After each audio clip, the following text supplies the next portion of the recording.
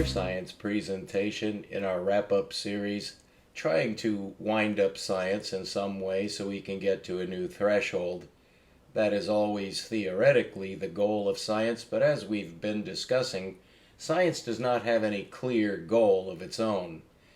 Science is a machine. It's not really off by itself. It's a machine that's being used by us in order to what?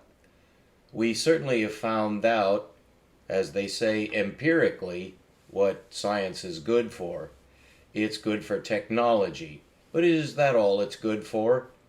We've discussed how technology was clearly designed to serve the Earth, to serve the human population of Earth, so that we could have better lives. That does not seem to be part of the script.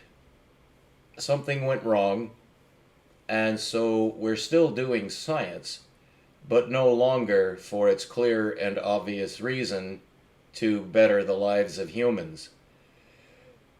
That is still in effect, that technology does help some human lives, unable to extend the services of science and technology to the population of the world as a whole. We also discussed the fact that there have been approximately 16 billion humans, and half of those are alive at this time. We're in the first quarter of the 21st century, with about 6,000 to 10,000 years of human history that disappears backward in time, disappearing almost completely at about the 10,000 year mark. Using an order of measurement, the metric for this time scale is thousands of years, and therefore 1,000 years brought us back basically to what in Europe was considered to be the Dark Ages. A lot of this is just based on piecing human written records together in order to come up with some blueprint for how we got where we're at. That, of course, is a legitimate province of science, although it's not a hard science. The hard sciences, such as geology, biology, accumulate facts which can be subsumed under a logical system whereby we're able to achieve new thresholds of understanding in physical sciences. But when it comes to the history of mankind, science is no longer on a firm basis due to the necessity of consulting written records. Since humans die, it's a fairly given fact of life that we only live somewhat less than 100 years each. So going back in history, counting by thousands of years, when we get back to 2,000 years ago, we're looking at the time of the Roman Empire, the Greek Empire, empires in the central part of the earth, looking at it loosely, or however you want to phrase it. There have been, of course, cultures all over the world going back thousands of years. The Mayan culture and the Incan culture in what is now called the New World, the Chinese culture and the other cultures of the so-called Far East, Australia, Africa, and islands.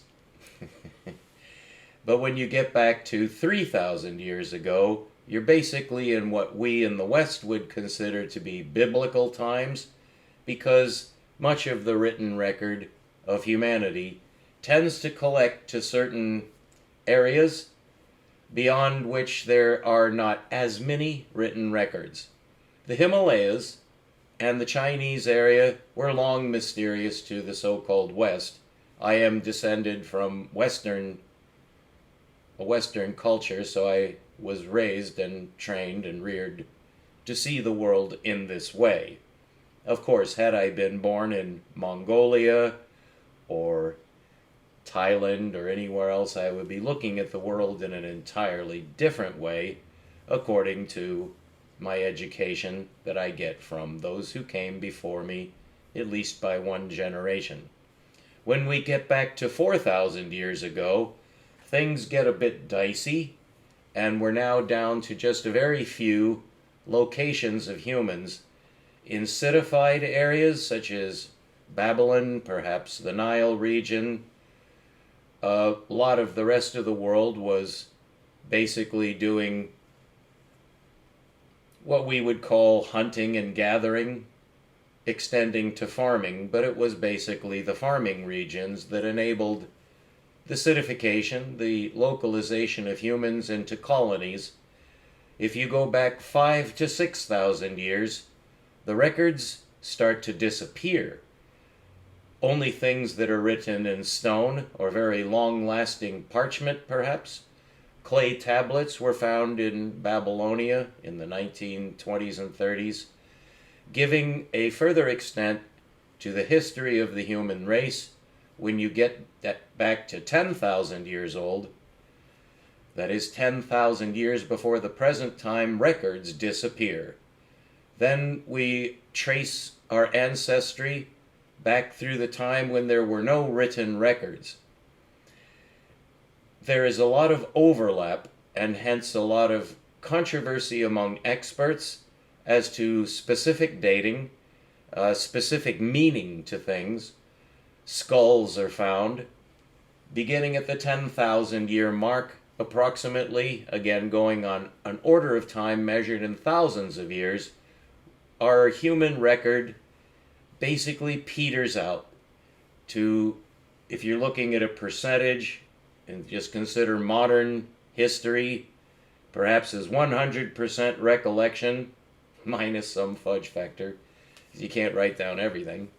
We don't know everything, even about the 20th century. Things happened in the 20th century, which were of huge scale, such as the murder of 10 million Ukrainians in the years 1932, went completely unobserved by the rest of the world. So even in the 20th century, our historical records are extraordinarily sketchy. But if we call that 100% to begin a scale, once we get back to 10,000 years ago, it's basically zero. The paleontologists would wildly disagree with me that they have oodles and oodles of information about humans due to campfires, Stonehenges, various structures all the way from Malta to the Pacific Islands, just rather enormous stone structures whose origin is somewhat mysterious even to the experts. So to try to get an overview of all of human history, basically at the 10,000 year mark going into the past, the record is hardly readable. I think that would be fair to say. I think most paleontologists and geologists, while still attempting to defend the wonders of their own sciences, which I totally respect, I think it is fair to say, and I think it would be agreed, that after 10,000 years and going further into the past, it becomes extraordinarily difficult to figure out where humans came from. At several points in my journey as a journeyman scientist, just trying to catch up, just trying to learn things, one must focus on various aspects of science. Geology would, of course, come up for review with any man who's interested in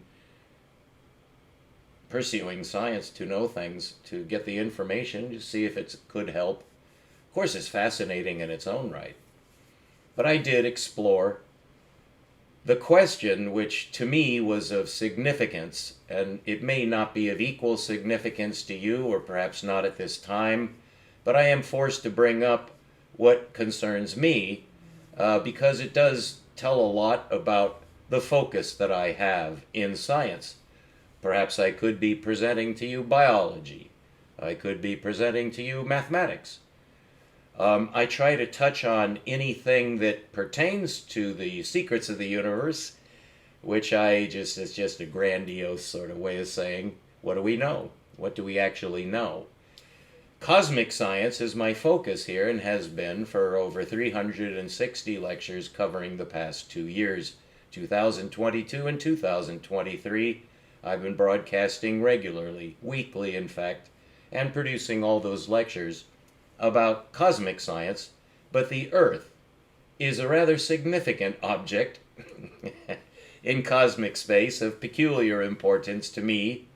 Just speaking for myself, but I believe I'm not alone. I have good reason to believe that other people would like to know how we got here, just to put it out there. What are the facts, ma'am? What do we know?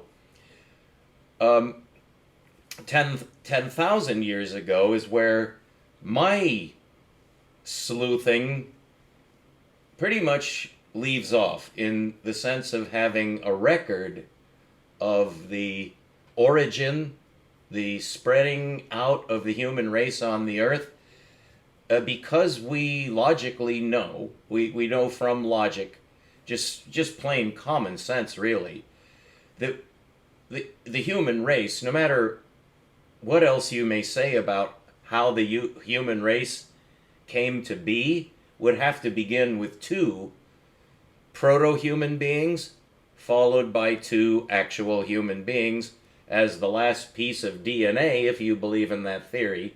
You shouldn't, because DNA cannot change. But if one were to hypothesize, as Darwin did without knowing anything about DNA, Darwin noticed that the animals look like they could have had a common ancestry. And of course that is the dominant theory now, and it always will be, because there never will be a better theory. And so Wikipedia backs up the rather illogical, just accepted convention that if you have a theory that in any way describes what you're trying to explain, which is the origin of the human race in this case, then the descent of species is the only theory that mankind has ever come up with. We disregard anything that can't be proved by science, or at least to make a scientific case. We don't talk about God, and in fact we cannot talk about aliens, although that is a popular theory. Nor can we really talk about panspermia, which I believe Sir Fred Hoyle was advocating toward in his later years, a remarkably brilliant man who was attempting to come up with some explanation, in this case for how life got to Earth. Now, we're not that far yet. We're just talking about the human race, which would have to be considered part of the ecology for at least the reason that we're cellular organisms. And in fact, all the creatures of Earth, with the exception of the virus, all the creatures of Earth are cellular organisms. This covers the entire range of the bacterial realm, which is subdivided into bacterial kingdoms based on a new perception of paleobiology for the history of the life forms on Earth in terms of classification. When I was in school, there were only two kingdoms, the plants and the animals. That, of course, still is obviously true, but in attempting to get the kingdoms, it was actually extended to 5 or 6, of which the extra, beyond the two obvious kingdoms, were bacterial kingdoms, having to do with the basically microscopic structure, which is now revealed to us by microscopes. We're able to see into the structure of even a single-celled organism to determine its inner structure, and the experts, I don't claim to be able to follow this. From my perspective, it doesn't make too much difference, but it's their job to decide on kingdoms. So we're just going to stick with the obvious, because the new discoveries that have been made, which extend perhaps the kingdoms to 3, 4, 5, or 6, are practically irrelevant for the purposes of tracing the origin of the human race. That's what I tried to find out, is where do humans originate on the surface of the Earth. It had to be in one place. That has been argued it is now thought that perhaps humans originated in more than one place. And you may have heard of the learned terms. Most of these terms are Greek terms. Homo erectus. I am actually not sure. That actually sounds like Latin, but Latin and Greek are commonly used to develop names. But there are other names such as Neanderthal, but Homo erectus, Homo australopithecus, I believe is a name. There's a list of names of what are now considered to be humanoid predecessors, precursors of the human race. However, the human race itself, for at least 6,000 years of what you could just say is modern history, back to 6,000 years, the human race has never changed. And in fact, we also notice that whatever the Darwinian theory may suggest about the diversification of species, it strictly applies to the past.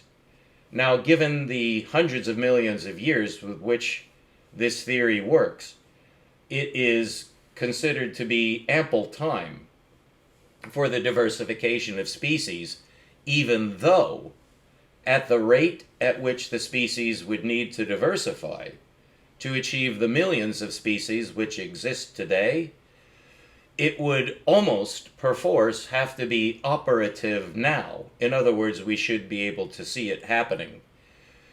We can confirm, at least back 6,000 years, that there have been no further changes to what the theory suggests was a sequence of changes. The mechanism for the sequence, unfortunately for Darwinianism,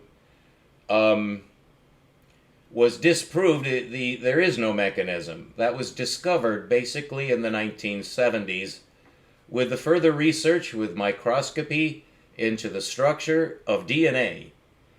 You heard, no doubt, it was in my lifetime, so I'm well acquainted with the magnificent discoveries of at least 3 scientists who were homing in on the double helix structure of DNA. DNA is the determinant for a species. Every species has exactly one DNA structure. That DNA structure is now known to be immutable. It cannot be changed. That would be wildly and violently argued by geneticists. They would stand up to my face and crack me down for that amazingly stupid thing to say, because genetic splicing and genetic manipulation is one of the top 2 or 3 sciences on the face of the earth right now. Of course, because of its military value.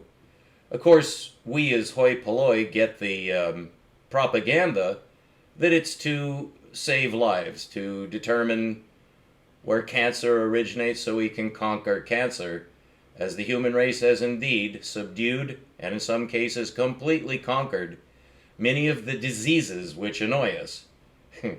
That's putting it mildly. So cancer certainly annoyed me. It killed my wife.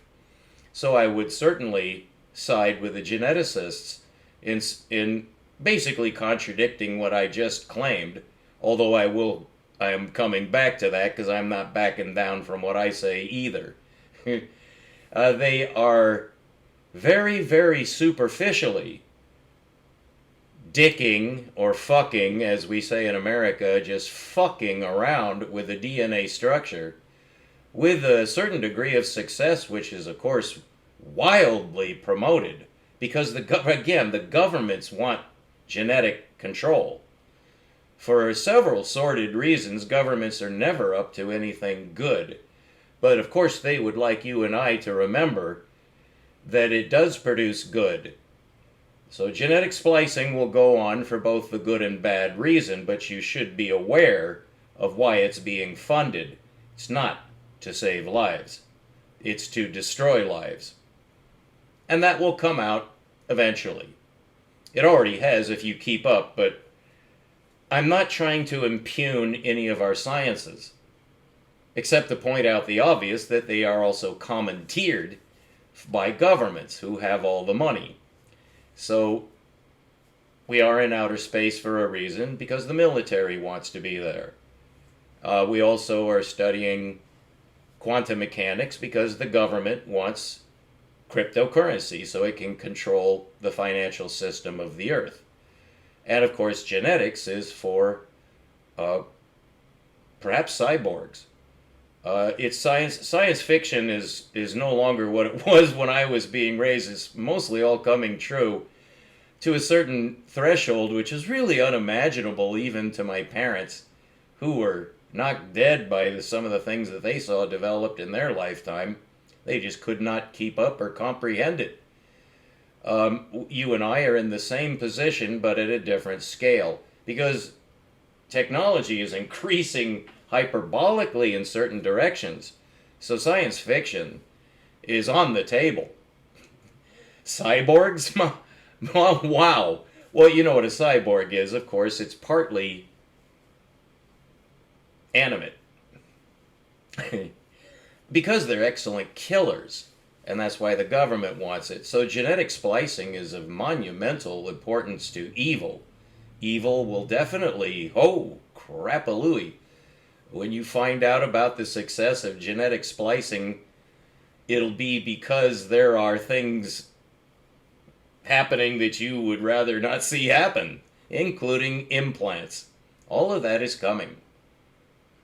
It's not all good, is what I'm saying. So in tracing back the history of the human race, it is necessary to be sober about it. A scientist is not easily pushed away from the facts, because that's really, technically speaking, is all we deal with are facts.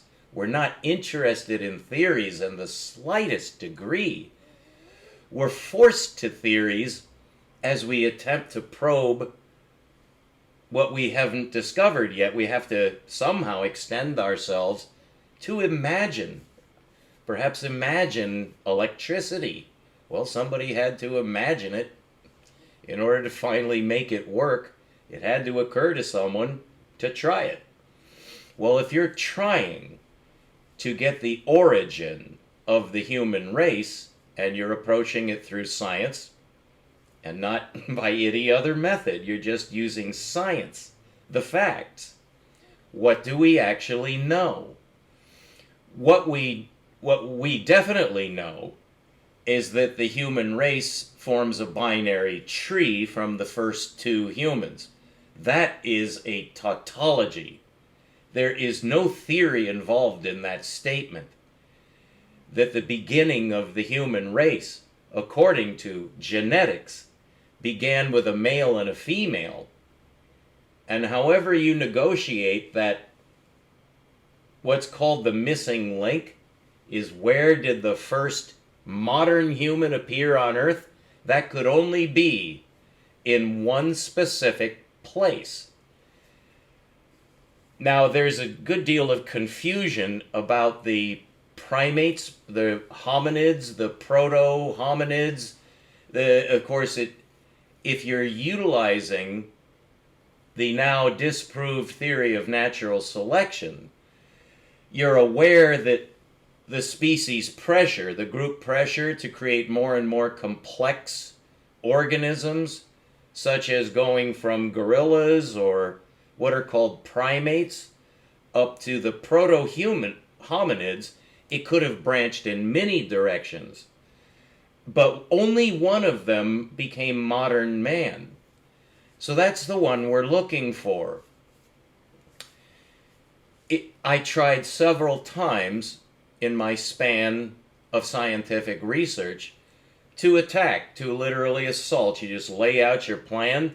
I want to know what science actually knows about the origin of modern man. That is a locked genetic code that has been proved. So whatever you say about how the human genome, I call it a genome, I just mean the code. It's a locked code. It's finite, it's complete, and it is fixed. It cannot be changed. That's the definition of a species. Now, the human race, as I've pointed out, has several characteristics which distinguish it from all other cellular organisms on Earth. We're absolutely unique, and we're unique in a unique way, that all the other species obviously show diversification. However you explain how they diversified, currently we know of no mechanism for it. There is a theory which you're undoubtedly convinced of. My educational system certainly did its best to convince me, and every day I'm reminded by every scientist that I listen to. Every single one of them accepts natural selection diversification, even though it's been disproved. Now that's okay as long as you or I have to be aware of that. And if you're still willing to accept it, even though you have the facts that you know it's been disproved, there is no mechanism for genetic diversification. It simply does not exist. But you have no better explanation? According to Wikipedia, and I just have to give in on this, you're perfectly entitled to assert, with all of your willpower, just anybody like me who says, no, that is not a real mechanism, and you say I'm full of it, with an SH in front even, just full of SH, it, that is entirely up to you. I have nothing against you, unless there are circumstances when I would have to go against you, since you're wrong. But you are allowed to be wrong. What you're not allowed to do is be wrong about science and say that you're a scientist, because now you're speaking for science. And if you're speaking for science and you assert natural selection, you invalidated yourself, and I'm forced to come against that. But it's not really going to come up. Would simply be considered an iconoclast. Now, I do not believe that that's what I am. I'm simply a man who's trying to use logic, which is accessible to all of us, to determine where the human race came from, because it had to come from somewhere. So, what I found out, each time I attacked this subject, to explore it systematically, to get the facts from experts, what do we actually know? Well, if you trace back the earliest civilizations, it very, very quickly becomes almost like being in quicksand. It's just whatever anybody feels is a good theory to pursue. So a consensus is extraordinarily difficult to reach. Our science of basically going back to paleontology, the roots of human civilization, where do humans originate? Very simple question. It can be fixed to a single place on Earth. Well, where was it? That's a very simple, straightforward question with a most either amusing answer or dreadful answer. But the answer that I found each time I looked, trying different avenues to see different experts, to see if there's some consensus somewhere that matches what I would consider rational logic, is where does anybody say that humans originated? Where? Well, you're probably aware of the current theory on that. It's quite difficult to get facts about the theory. In other words, it's just a theory. But I think you understand where humans are considered to have originated. The very first male and female human. That's a perfectly logical way to put it. Where did the first two humans appear? It had to be a specific time. Could limit it to a year, 100 years, whatever, but we're not talking about tens of thousands of years now. We're talking about when and where the first two humans appeared that generated 16 billion humans. Where was that? That's my question. Where was that? Africa. Africa. There is no other theory. Now, what are the facts that support Africa? You may or may not know the evidence that's adduced to support the assertion that, we'll have to say scientific because ostensibly this is science. Africa. In fact, Southwest Africa, because that's where Lucy was discovered. And there is more than just that skull. But if you want to collect together all the evidence, just all, whether it's leads anywhere or is said to lead anywhere or is definite, whatever the spectrum, just list all the evidence, there's not much. There's not much at all. If the human race originated in Africa, then it must have spread out from Africa. So that was what I was attempting to discover, was basically the original path back from the origin, which had to be at exactly one place. It didn't happen over a long period of time.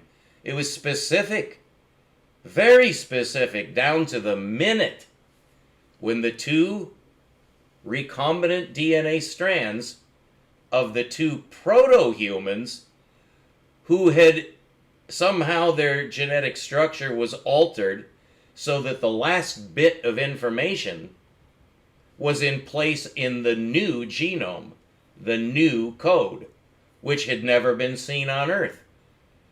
Whatever the two parents were, they were not humans by definition, but their offspring were humans. That occurs at a specific time. In fact, it was exactly two proto-humans. And nobody wants to go the Adam and Eve line. That's not science, that's a story. It may have validity, but it's not science. You're just believing a story. Well, sometimes a story can be better than anything else because there's no other. You have to make up a story. Well, that's what was done. Now, whether it was made up or not, of course, is the subject of religion. And I'm afraid science just, our hands are tied with religion. Well, your book says so. We can't say it's wrong, but we can't say it's right either. That's not science. It might be true. Adam and Eve. I'm not saying either way. I'm telling you what I had to face in trying to get a straight answer to a very simple question. Can we trace the origin of the human race? Well, that is a species, so you'd have to say so under that classificational system. I've taught you that actually you would have to say that everything else is a species. But mankind, you need a new word because there's no diversification among humans. None whatsoever. All humans are exactly the same genome. From the pygmies and Watusi of South Africa, all the way to the almost blazingly white Laplanders and Russians. And then if you go east to China, you have people with a certain kind of eye shape. But all of these so-called colors and shapes, it's exactly the same DNA structure. No difference between humans whatsoever has ever been discovered, except for some extraordinarily minor in terms of the overall structure, billions and billions of connections just to make a human. But then there are certain alleles, certain genetic errors, which produce things that cause diseases, and we're all aware of those, and of course that really helps the government because now you're going to support genetic research, which the governments, whoa, would they love to be able to control genetics. Holy shit, you'll never see evil. I mean, you may think you've seen enough evil for 10 lifetimes. Oh, you haven't seen anything yet if the governments figure out any more than they already do. They're very close to cracking the code in laboratories all around the United States and the world, trying to crack the genetic code. Well, they haven't done it yet. And of course, they're crowing that they have. Well, you're entitled to believe whatever you want. It's partially true. I mean, some pretty interesting things can be done with genetic manipulation, but not to the point of creating a species. That is not within reach. So you see, there's a lot of conflicting, there's a conflicting situation here with what we're after in science. Okay, well, what about my question? What did I finally discover? What I finally discovered is that if, as is currently asserted by all scientists agree that the human race originated in Africa. I am unable to disprove that. This is strictly just talking about myself. I'm not trying to impress you except with a scientific process for just this very simple question. Is it possible to know where we came from? You could see, I hope you can perceive the tremendous advantage that a rational man would have if he could know where the human race is from. Just to have the fact, where did the human race originate? And just take it from there. Well, it's really, really difficult to find out. But since I cannot disprove the Africa origin theory, what happened next? How do we even know that? Well, I tried several times to get an answer to that. And the closest effort, the closest published, somewhat consensually reviewed opinion or theory of the migration of humans to where they are now, which is everywhere. Where did that begin? If it began in Africa, then the next statement is they just left. And so they went from Africa, and nobody knows when exactly or how, but they just walked out of Africa and went somewhere else. The first humans did. How many of them were there? Nobody knows. It wasn't many. Certainly not compared with the 16 billion that have lived so far, half of whom are alive and half of whom are no longer alive. That's a fair extrapolation, and it is accepted, although everyone admits that it's very difficult to be specific. So, assuming that the first humans, however many there were, left Africa and went somewhere to begin what now we can find out at least where they went. Where did they go? Then it's a level, or you could say an order of certainty higher, where they went first. And whether they came from Africa or not is based on paleoanthropological theorization about Lucy and the other things that were discovered basically in Africa. which, according to the theory, these bones, skulls, and remnants that were found in Africa are indicative in a way that nothing else around the world is, that humans originated in Africa.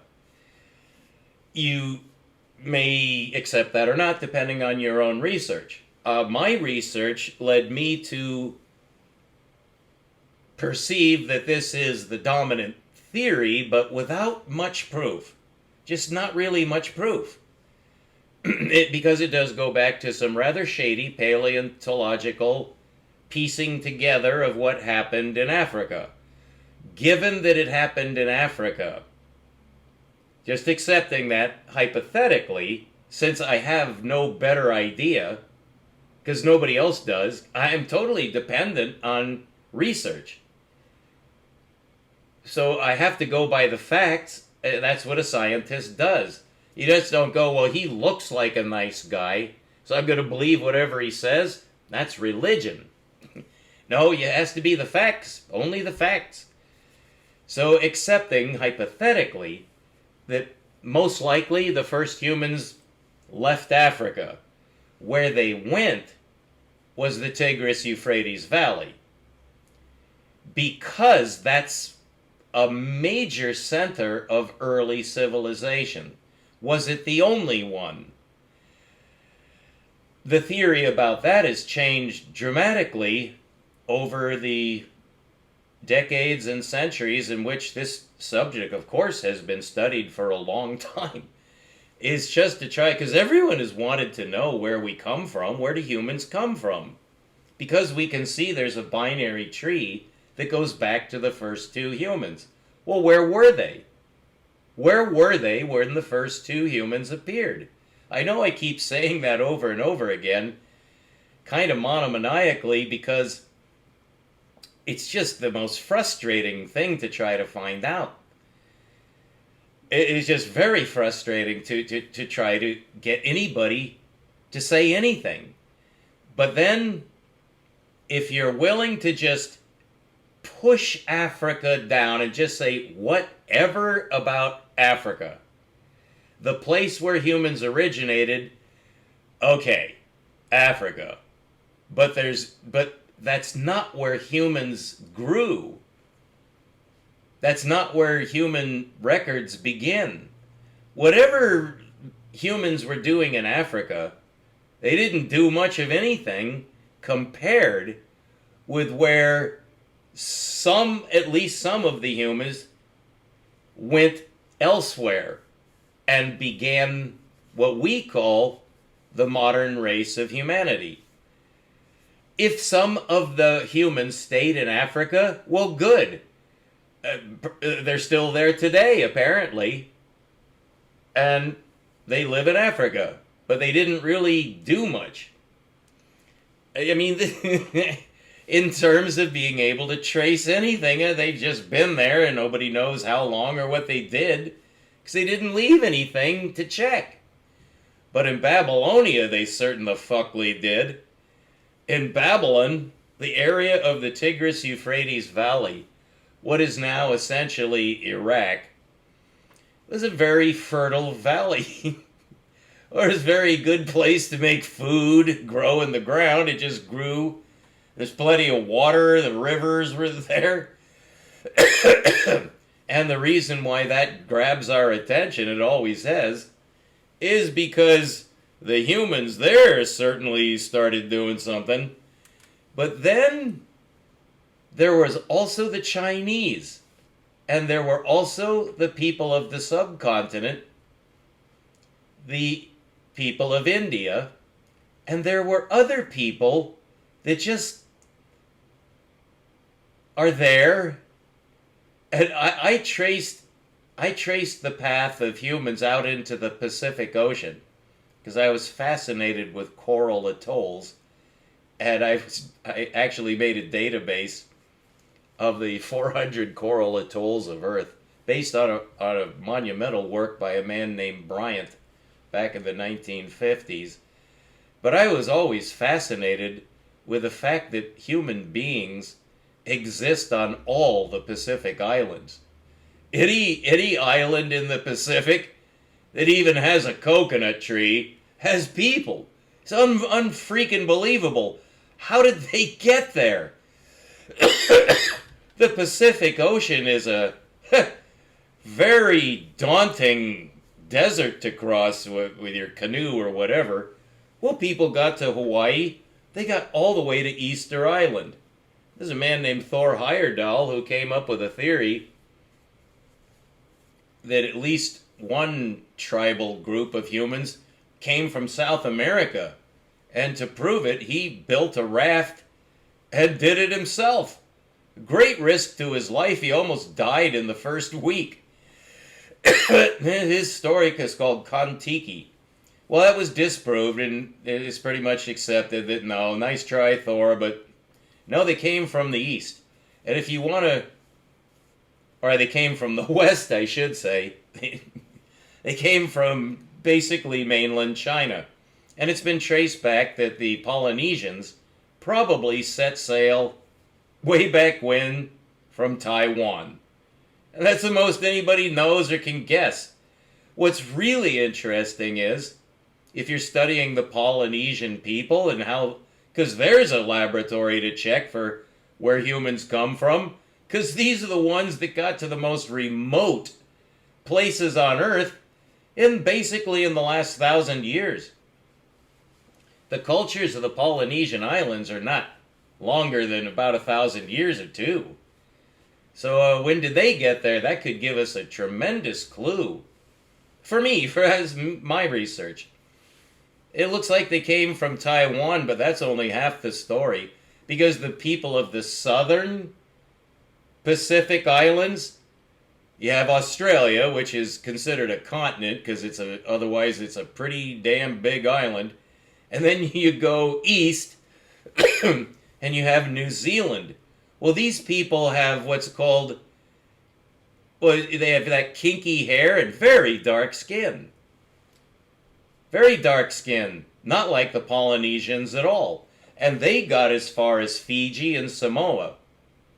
And today, according to scientific nomenclature, classificational terms, just to have words for things, they're called the Melanesians. Melana means black. Science takes black holes, black people, just whatever. Black is a very useful word if you're not sure. Just state the obvious, well, they look black. It's highly unscientific, but whatever. They're certainly not white, so okay. Well, the Polynesians of Micronesia, which is where the first atomic, or the thermonuclear, the hydrogen bombs were exploded at Bikini Atoll and other atolls. Kwajalein, if I'm pronouncing that right. Just move out most of the natives and then blow up a fusion bomb and see how many ships it sinks. Well, those people are from Taiwan. I'm just quoting what I was told. They set out from Taiwan hundreds of years ago. They don't really look Taiwanese, they look Polynesian. So people do adapt, but it's a phenological adaptation. Phenological adaptation does not entail any genetic change whatsoever. It's built into the genome that you can have light or dark skin, or curly or straight hair, or blue or green or brown eyes. You can have a nose that's squashed, or you can have a nose that sticks out like a carrot. You could be as white as a sheet, or you could be as black as coal tar. You could have slanted eyes and be kind of brown. You can be Persian, which appears to be a golden mean. Most people are brown. Most people of the earth are brown. The white race is... You could look up the percentages. There's not that many white people. Of course, there's a lot now, but still, statistically, whites are outnumbered by browns by quite a factor. And the black people, the so-called black, well, you could say, I guess, Melanesian. The point being is that there were two waves of people that went into the Pacific Ocean. From the south came the dark-skinned, curly-haired people look very much like Africans. In that sense, very superficial, but, they don't look Chinese. They certainly don't look like Russians. They look black with black curly hair. And they went to Australia and to New Zealand and Samoa and Fiji and not much farther. But north of there, the gigantic Central and North Pacific Ocean was populated by Polynesians who went all the way to Hawaii.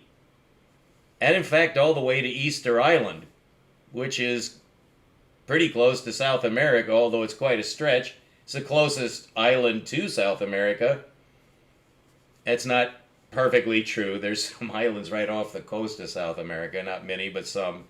But Easter Island is part of the Polynesians, but it's as far as you can get. If you came from Asia, next stop is South America after Easter Island. And they're Polynesians. But when you check with the Easter Islanders, as was done, a most fascinating story, there were two waves of people who came to the Easter Islands.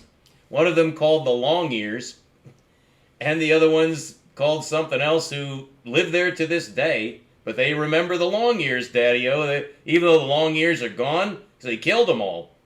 Because the Long Ears, enslaved them and made them clear the island of rocks. It's true. Half of the island of Easter Island has no stones on it, because the goddamn Long Ears made them clear off all the stones. And finally, I guess they rebelled and killed the Long Ears, but now you have these tikis, just these stone things that the Long Ears...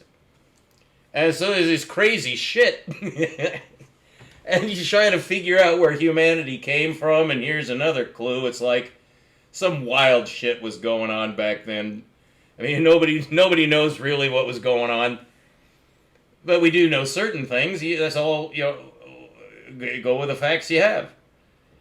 So there are basically three major groups of humans, which I just basically call, and I'm not alone in doing this, but this is really wishy-washy, but you have to start with at least what you can see. And you have the black people, who basically live south of the equator, only not in South America. They're in Africa and Australia and New Zealand and some islands. And these are the black kinky-haired people. All right? So that's where they are today. And then you have this strange group, the Russians. These white people. And they spread into Europe, or however they did it. That's where white people come from, is somewhere out of Russia, we think. But that's not kinky hair. They have straight blonde hair, tend to have sparkling blue eyes, which is a recessive trait. Blonde hair is a recessive trait. The dominant trait in the phenotypical distribution is brown, brown, brown, Daddy-O, brown, brown, brown. Well, I have this very unusual skin. I have white skin. They call it white. You can see it's not white, okay? But it's just making it simple. It's not kinky, it's straight. My nose is kind of, I don't know what you'd say about it. It's just a median nose. But my eyes, they're green. There are people in my heritage who have blue eyes and green eyes and brown eyes. So, but we all have white skin. Now, in between is everybody else, and that's by far the most people on Earth are neither white nor black. The whites and the blacks are just different. They always have been. We can see it. There's negroid people, or sometimes the old word is negroid. I believe that's deprecated. I don't like white and black. I don't think that's scientific. But with convention, we're stuck with it. So if you're going to do color, just color coding, it's simple enough. Who cares? I mean, just get over it. You're black and I'm white. All right, just keep it simple. Well, the blacks are in Africa and Australia. That's about it. And the whites are in Russia and Europe. And that's about it. Everybody else is brown. It's well over 80%. I think it's more like 90% of the people of the earth. They look like Arabians. They look Chinese. Well, there's another division. Among the brown people, on one side of the Himalaya mountains across from India, they have slanty eyes. They just do. They look Oriental. I don't care if you're Vietnamese, North Korean, Korean, Chinese. There's many Chinese. There's the Han people. But they all have that characteristic slanted eyes. And that's phenotypical. It's a genetic trait. It doesn't mean they're changing species. They're not. They just, nobody knows why. I mean, scientists say, well, it's because the harsh winds of the steppe, they needed that eye fat, daddy-o. I mean, a case can be made for that, but that's not evolution, okay? If you wanted to give it a name, it's phenotypical adaptation, which comes from design. That's the wisdom of the designer, as I taught you. So that's scientific. We know all about that. It's part of the design of the great creator. That's the way it is. They are able to adapt with slanty eyes. Whatever that means, but that's what they are. They're Chinese. That includes the Japanese, who look different from Chinese. A Japanese and a Chinese can identify each other a block away. If you're not used to making that distinction, you might not be able to do it. They can. They certainly, absolutely, fuckly duty can tell each other apart. So it's not just Chinese, is what I'm saying, but they're slant-eyed people. That's not racist. Although, I mean, everything's been used for racism. Any difference between humans, you're going to find a racist. You got to get past that. It's just, that's what humans do. Scientists don't do that because it's stupid. So they have slanted eyes. But they don't look like Persians. They don't look like Arabs. They don't look like anybody who's in what I call Middle Earth. So the typical brown person, from the point of view of the beginning of civilization, basically hung around what's now between Arabia and Iran. That's where the Tigris-Euphrates Valley is. And they're brown. They're all brown. They're not white. There's no whites and there's no blacks. They're brown, but they're not Chinese. Okay, you following me here? So now we have 4 groups. And obviously subgroups of those, because the Koreans are not at all like the Chinese. The Japanese are not at all like the Koreans. The Thai people, the Burmese people, the Bhutanese, the Tibetans, the Sherpas, these are all unique, but they're all human. And they're all brown. They're all brown. There's the blacks in Africa and Australia. There's the whites in Russia and Europe. And then there's the brown people who are everywhere else, including North and South America. All of the so-called Indians, which I think you know is a mistake, a mistaken identity, they're not India people. They shouldn't be called Indians. But the Americans, the original, the Native Americans who lived here, they were brown. They weren't white and they weren't black.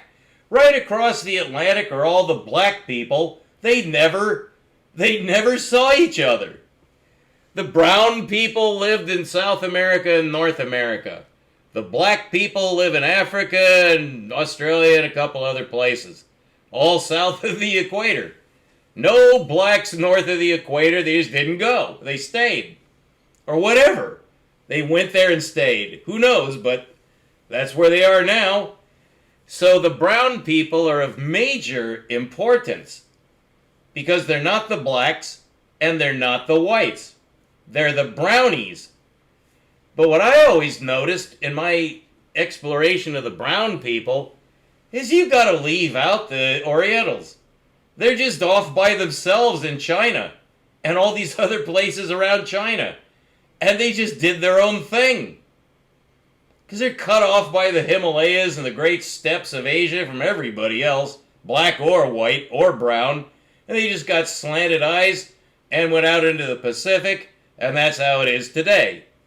So you have two groups of browns. The Orientals are way over there. You can just disregard them. And now you're left with the brown people of Middle Earth. I know that's from The Hobbit, but it's really the middle of the earth.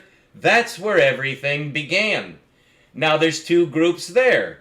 Just to make it simple, just going down the binary split, there are the people of India. And the people of India look like they're from India. They don't look like they're from Arabia or Iran. They look like they're from India. They have very dark skin, most of them, but they don't have curly hair. So they're the Indian subcontinent people.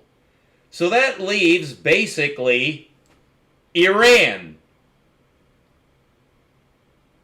It's not just Iran, I'm just saying that's the region. Well, that region is the Ararat Plateau. Ararat you may have heard of.